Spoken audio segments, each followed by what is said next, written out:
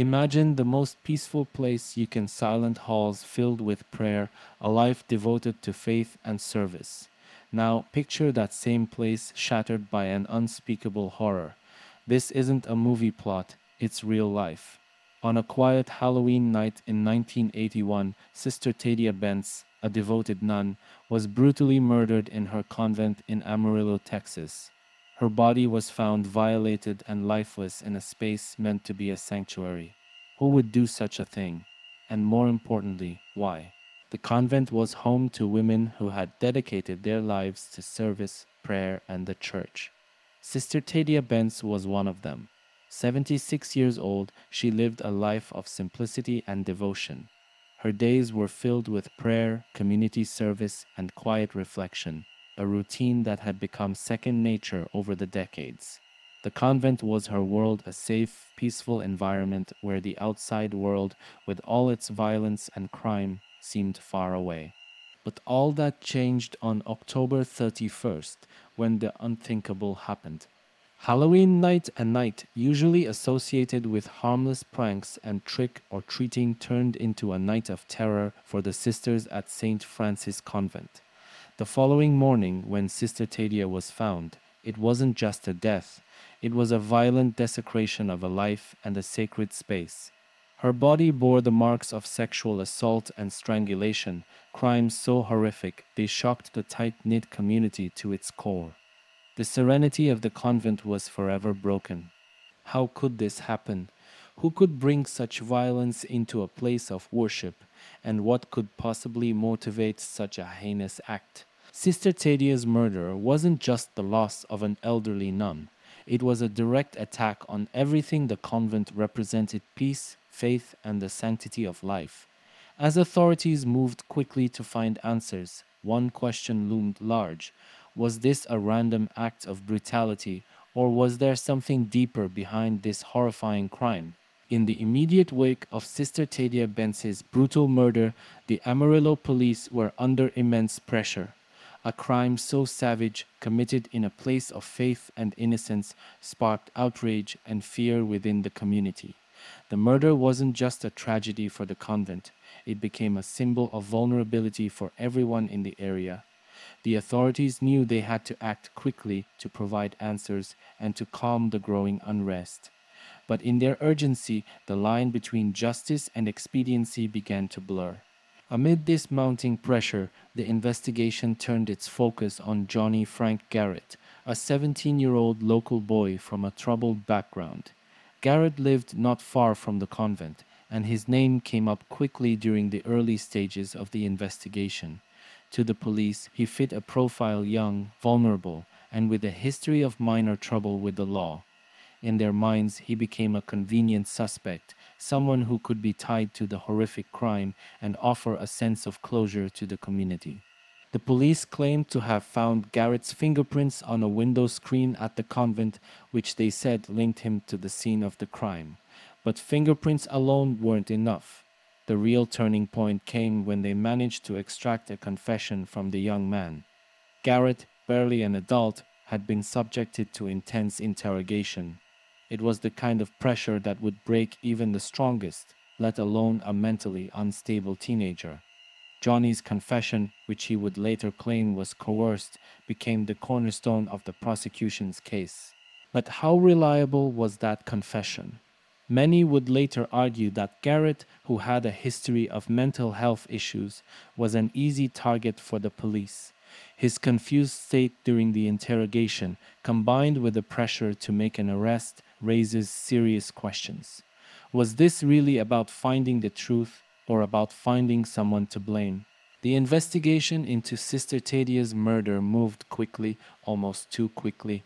The fear and anger in the community demanded answers, and law enforcement was all too eager to provide them. But in their haste, did they get it right? The deeper you look, the more it seems that societal pressures, the need to restore peace and control, may have driven this case forward faster than the truth itself. Johnny Frank Garrett was arrested, charged, and tried for the murder of Sister Tadea Benz. But from the very beginning, doubts lingered. Was this young man truly responsible for such a brutal crime? Or was he simply a pawn in a rush to bring closure to a community that couldn't bear to wait for justice? The confession of Johnny Frank Garrett was the linchpin of the case, the moment the police believed they had their man. But as the details of his interrogation emerged, serious concerns about how that confession was obtained began to overshadow the investigation. Garrett, just 17 years old and already struggling with a history of mental health issues, was subjected to an interrogation that many would later describe as deeply flawed, if not outright abusive. Johnny Garrett wasn't a typical suspect. He had grown up in a world of neglect and instability, suffering from a range of mental health challenges. His understanding of the world around him was clouded by trauma and confusion. Yet, this vulnerable teenager found himself alone in a room with seasoned investigators who had one goal: to get a confession. The methods they used during the interrogation raised red flags almost immediately.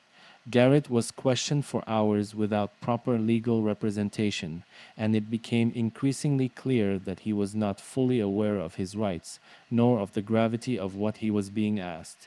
It wasn't a conversation between equals. It was a battle of wills, with law enforcement applying pressure on a boy who wasn't equipped to fight back. The tone of the interrogation was reportedly aggressive, pushing Garrett to say what the investigators wanted to hear rather than what he knew to be true. What came out of that room was a confession. Garrett admitted to the murder of Sister Tadea Benz, but those who later examined the confession couldn't help but wonder how much of it was real and how much was a product of coercion. There were inconsistencies in his statements, details that didn't align with the facts of the crime scene, and yet to the police it was enough. They had their suspect, and they had his words admitting to the crime. But the bigger question loomed: did Johnny even understand what he was confessing to? The rush to solve the murder had created a climate of desperation, both within the police department and the broader community. Everyone wanted answers, and they wanted them fast. And so, when Johnny Garrett broke under the weight of the interrogation, the authorities seized upon it as a victory, ignoring the troubling signs that his confession might not be entirely voluntary, let alone accurate. This wasn't just about closing the case. It was about restoring order in a town that had been rocked by a gruesome and unimaginable crime. But at what cost? The confession might have given the community a brief sense of resolution, but the nagging question remained: was justice being served, or was a vulnerable teenager being sacrificed to satisfy the need for a quick fix? As Johnny Garrett's trial approached, his confession would become the prosecution's most powerful weapon. But for those who knew the truth about his mental state and the conditions of that interrogation, it became clear that justice had been rushed, not for the sake of truth, but for the sake of silencing public outrage. As the case against Johnny Frank Garrett progressed, one glaring issue began to surface: the complete absence of a clear motive. Sister Tadea Benz's murder was undeniably brutal and deeply personal in its violence. Yet, nothing in Garrett's background or life seemed to offer any explanation for why he would have committed such an atrocity. There was no history of violent behavior towards strangers, no signs of deep-seated anger against the church, and no personal connection to Sister Tadea herself. The question hanging over the entire case was, why? From the start, law enforcement seemed less concerned with understanding the why of the crime and more focused on ensuring the community saw swift justice. In cases like this, where emotions run high and the public demands answers, the search for a motive often takes a backseat. The gruesome nature of Sister Tadea's death created a palpable fear within the town, and it wasn't long before fear turned to anger, pushing the need for a quick resolution. But why would Johnny Frank Garrett, a troubled yet unremarkable teenager, commit such a heinous act? Theories floated through the public consciousness at the time, some suggesting that his mental instability may have driven him to random violence. Yet this explanation felt hollow. While Garrett had a troubled past, it was marked more by neglect and internal suffering than outward aggression toward others. The idea that he would suddenly explode into a frenzy of sexual violence and murder seemed deeply at odds with what little was known about him. The prosecution didn't dwell on motive during the trial because they didn't need to.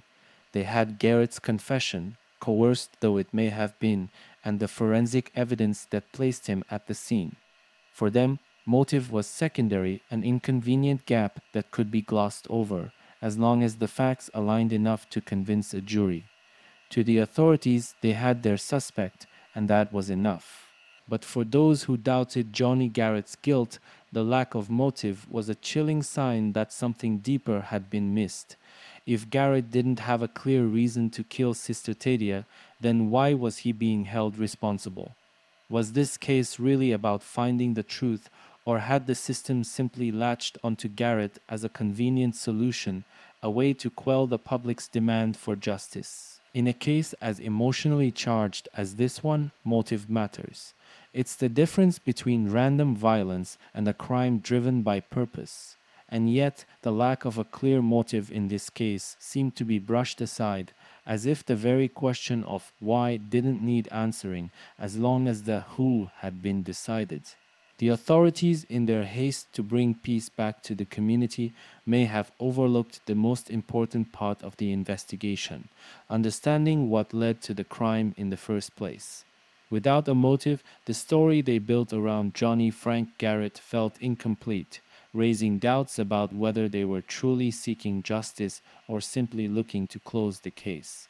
When Johnny Frank Garrett's trial began, it wasn't just a question of guilt or innocence, it was a race to deliver justice in the eyes of a community that had been gripped by fear and outrage. The trial itself unfolded quickly, almost as if it were a formality, a necessary step toward the conclusion everyone seemed to want: conviction. But as the proceedings progressed, it became clear to some that this case might have been built on shaky ground, with the rush to judgment overriding the pursuit of truth. The prosecution's case leaned heavily on Garrett's confession. They presented it as the smoking gun, the key to proving his guilt beyond any reasonable doubt. But as we've already seen, that confession was riddled with issues. Johnny had been interrogated for hours, with no proper legal counsel, and his fragile mental state left him vulnerable to coercion. Despite this, the jury was shown only the outcome, a signed confession that painted Johnny as the murderer. The method by which it was obtained was largely swept under the rug, and for many in the courtroom, it was enough. The prosecution also pointed to the forensic evidence. Fingerprints found on a window screen at the convent were tied to Johnny, linking him to the scene. But the forensic evidence was far from irrefutable. Fingerprints, while significant, didn't tell the full story, especially considering Johnny lived nearby and may have had a reason to touch that window unrelated to the crime. Furthermore, no physical evidence was presented that definitively placed him inside Sister Tadea's room during the murder. No blood, no DNA tying him directly to the act of violence. Beyond the fingerprints and confession, the case began to unravel when you looked closer at the inconsistencies in the investigation itself. Witnesses who might have offered alternative theories or contradicted the police's timeline were overlooked or dismissed. Other potential suspects, including individuals with known violent tendencies, were either not fully investigated or ruled out far too quickly. It was as if the moment Johnny was arrested, the case was considered solved and little else was pursued. The trial moved at a brisk pace, almost alarmingly so, given the gravity of the crime. For the prosecution, it seemed the goal was clear: to secure a conviction, not necessarily to probe every angle of the case. They had their suspect, they had his confession, and they had just enough circumstantial evidence to fill in the gaps. The jury, already burdened by the horror of Sister Tadea's death, was swayed by this narrative. But was this truly justice? Did the prosecution care more about delivering a sense of closure to a frightened community than they did about ensuring they had the right man? To some, it seemed the trial wasn't about uncovering the full truth. It was about moving forward, putting the nightmare of Sister Tadea's murder behind them as quickly as possible. The real story, the one where justice takes time, where all avenues are explored, was sidelined in favor of a rushed judgment. For Johnny Frank Garrett, this trial wasn't just about defending himself against the state's accusations. It was about fighting a system that appeared determined to convict someone, anyone, in the wake of such a brutal crime. And in that rush, key pieces of the puzzle were overlooked, ignored, or deliberately buried. The trial concluded with a conviction, but for those who questioned the prosecution's tactics, it felt less like justice and more like a convenient end to a very inconvenient crime. Johnny Frank Garrett's life was marked by hardship long before he ever became the center of a murder trial. His mental health, shaped by a deeply abusive and unstable childhood, was a crucial aspect of his case, one that deserved far more attention than it received during the trial. As a boy, Johnny had been subjected to horrors that most people could never imagine, experiences that left deep scars on his psyche and possibly his brain. Yet, when the time came to stand trial for his life, those scars were largely ignored. From an early age, Johnny was immersed in an environment of neglect and abuse. He grew up in a home filled with violence and instability, a place where care and safety were foreign concepts. By the time he was a teenager, Johnny had already endured a lifetime of trauma. Reports suggest that he may have suffered from brain damage, likely a result of repeated head injuries and possibly exacerbated by substance abuse. This damage, combined with a history of untreated mental illness, left Johnny struggling to understand the world around him, much less navigate the complexities of a high-stakes murder trial. Despite these significant issues, the court system seemed ill-equipped or perhaps unwilling to truly consider Johnny's mental state. His defense did raise the issue of his mental health, pointing to his history of abuse, his erratic behavior, and signs of cognitive impairment. But it wasn't enough. The system, designed to move cases forward, didn't pause long enough to reflect on whether Johnny fully understood the gravity of his situation or the consequences of his confession. The notion that Johnny might have falsely confessed due to his fragile mental state was brushed aside, even though there were clear indicators that he struggled with reality. His confession was a jumble of inconsistencies, and his understanding of the crime appeared at times incoherent. Yet, in a case where public pressure was mounting, the possibility that Johnny's mental instability played a role in his statements was not given the weight it deserved. There's also the question of how a vulnerable teenager like Johnny was treated during his interrogation. Alone, confused, and likely unable to grasp the full implications of what was happening, Johnny was an easy target for manipulation. The police needed someone to blame, and Johnny, with his history of mental illness, fit the role all too neatly. His confession was less a reflection of guilt and more a reflection of his inability to cope with the intense pressure placed upon him by those in power. The court, however, did not see a broken young man in need of help.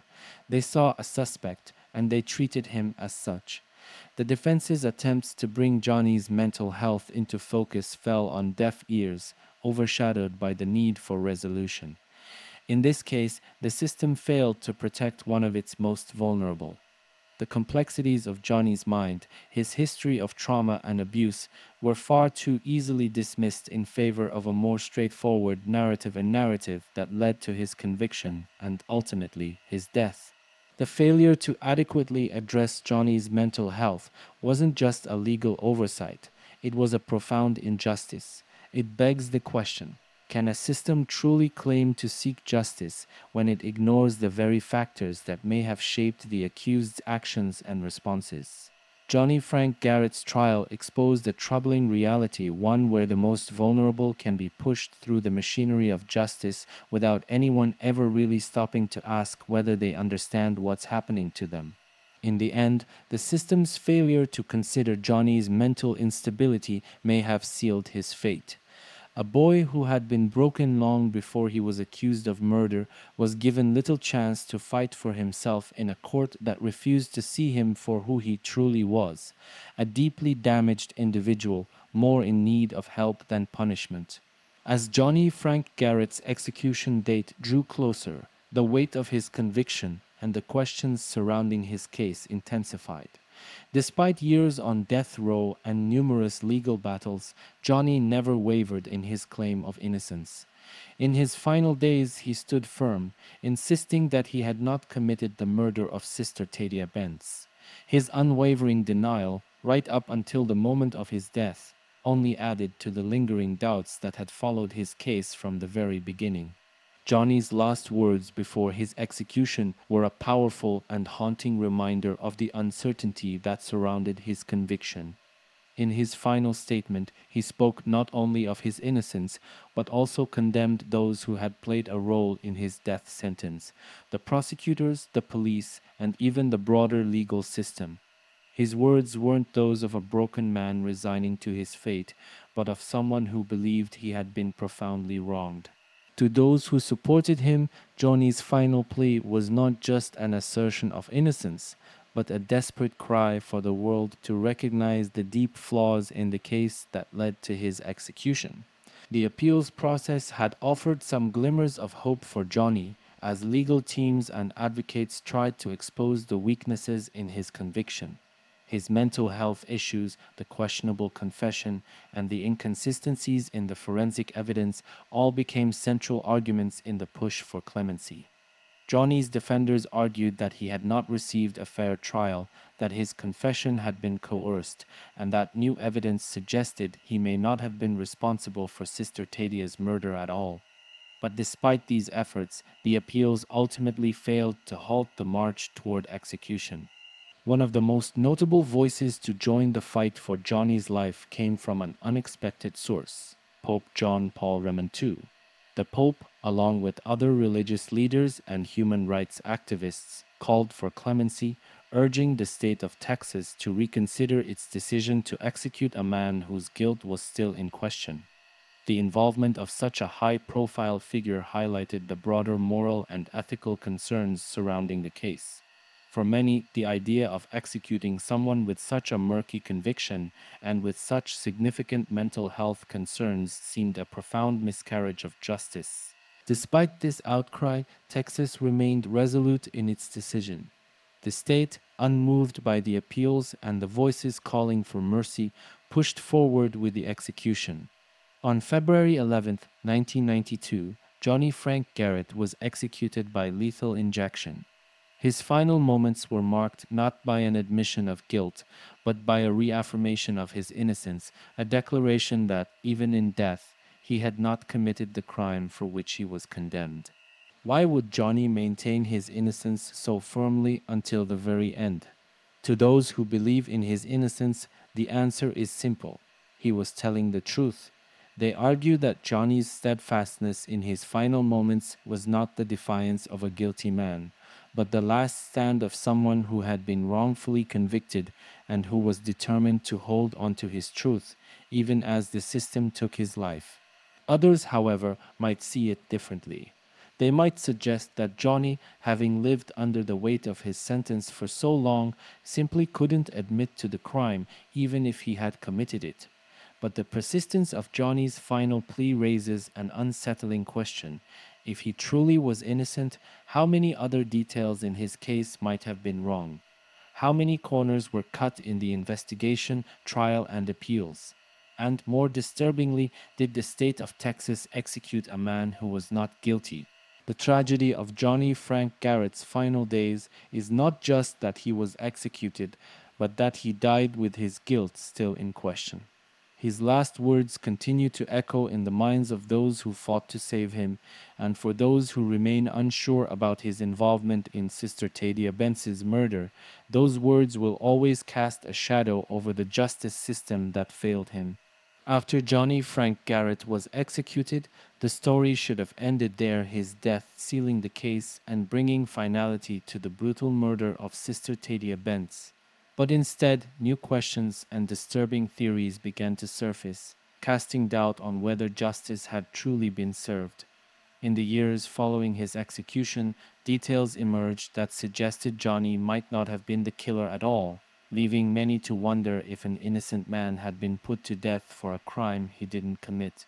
One of the most significant revelations came from a case eerily similar to the murder of Sister Tadea Benz. A man named Leoncio Perez Ruda, who had a history of violent crimes against women, was found to have committed a strikingly similar assault around the same time in the same area.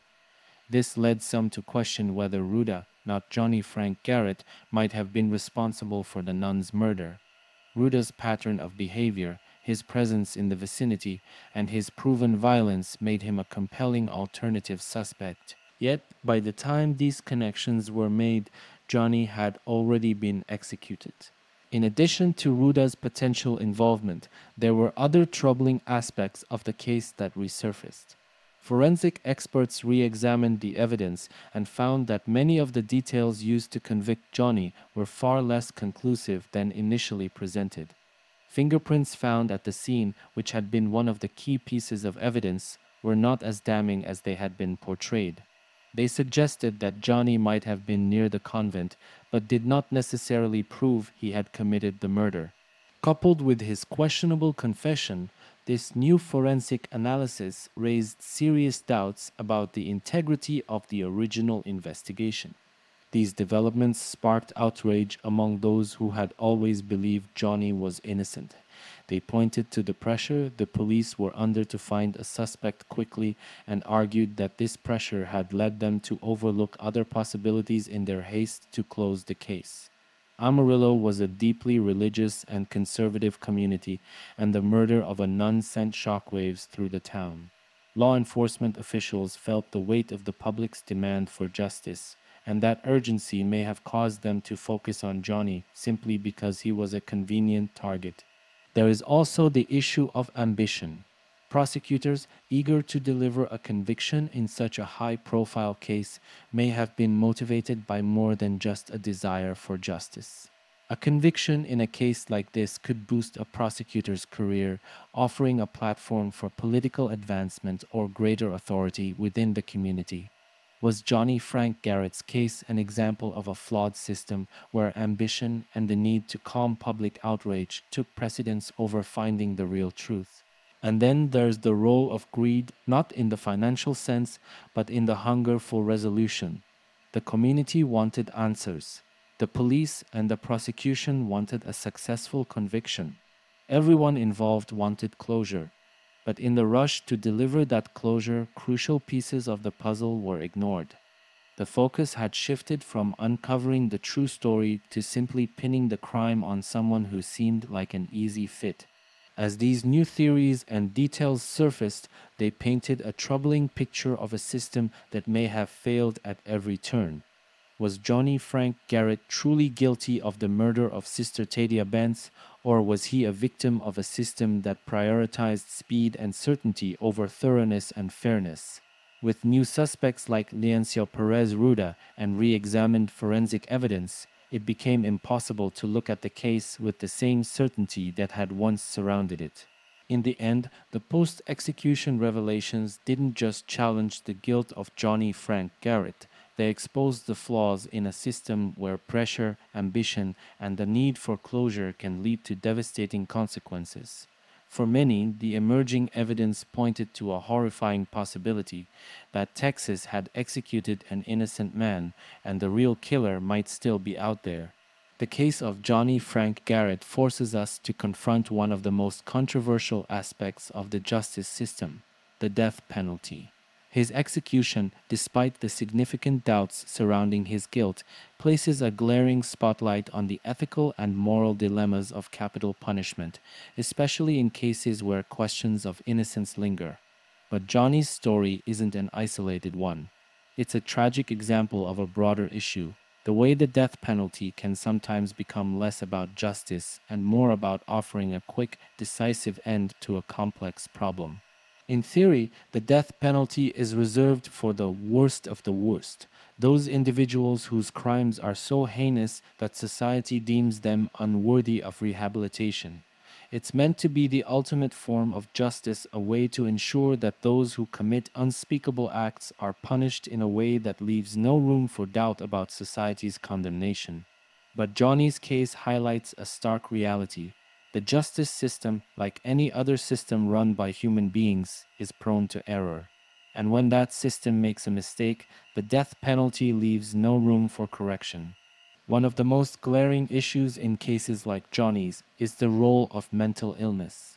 He was a young man with a documented history of severe mental health issues, including possible brain damage from abuse and neglect. Despite this, he was subjected to the death penalty, a punishment designed for those deemed fully responsible for their actions. But how responsible was Johnny for his alleged crime when his grasp on reality was so tenuous? The courts, in their rush to convict and sentence, seem to have little interest in asking this question. And this isn't uncommon. In the broader context of the death penalty, individuals with mental health issues are often disproportionately affected, their vulnerabilities ignored in the face of public pressure for resolution. The death penalty, especially in cases where there is doubt or mental illness, raises the uncomfortable question: is it truly about justice, or is it about giving the appearance of closure? In the case of Johnny Frank Garrett, there was a community desperate for answers after the brutal murder of Sister Tadea Benz. Executing Johnny allowed the state to present a clear, final solution to a deeply disturbing crime. But did it actually solve anything, or did it merely avoid confronting the deeper issues at play, issues like the inadequacies of the investigation, the coerced confession, and the possible innocence of the accused? Johnny's case is part of a larger pattern, one seen across the United States in cases where the death penalty has been applied under questionable circumstances. Take the case of Cameron Todd Willingham, for example. Like Johnny, Willingham was executed in Texas, and only after his death did significant evidence emerge that cast doubt on his conviction. Willingham had been convicted of setting a fire that killed his children, but later investigations suggested the fire was likely accidental, and Willingham's execution may have been a grave mistake. Both cases, Garrett's and Willingham's, exposed the cracks in a system where capital punishment can be pursued even when the facts are far from clear. In many cases, the death penalty is justified as a means of deterrence.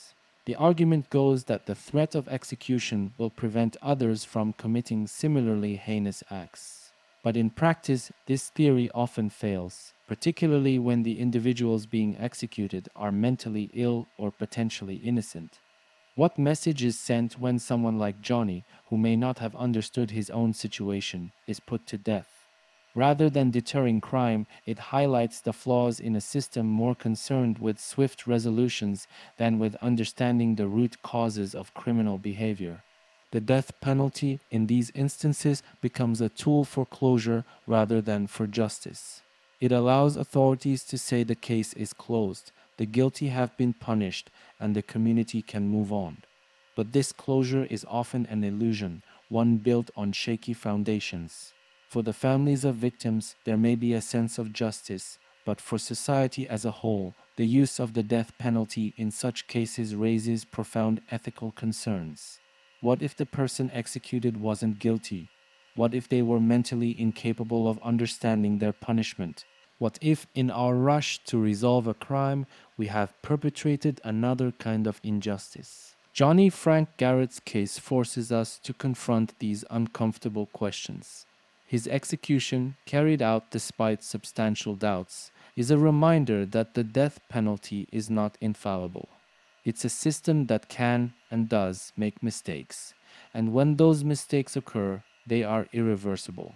In the broader debate about capital punishment, Johnny's story and others like it serve as a stark warning. When the system fails, the consequences are fatal. Is the death penalty truly about delivering justice, or is it sometimes used to avoid confronting the deeper, systemic issues that allow such failures to happen in the first place? For those who believe in the sanctity of life, even in the face of unspeakable crimes, cases like Johnny Frank Garrett's raise the sobering possibility that the death penalty may sometimes do more harm than good. The story of Johnny Frank Garrett doesn't end with his execution. His case, marked by so many unresolved questions and disturbing truths, continues to resonate in the broader conversations about justice, mental health, and the use of the death penalty in the United States.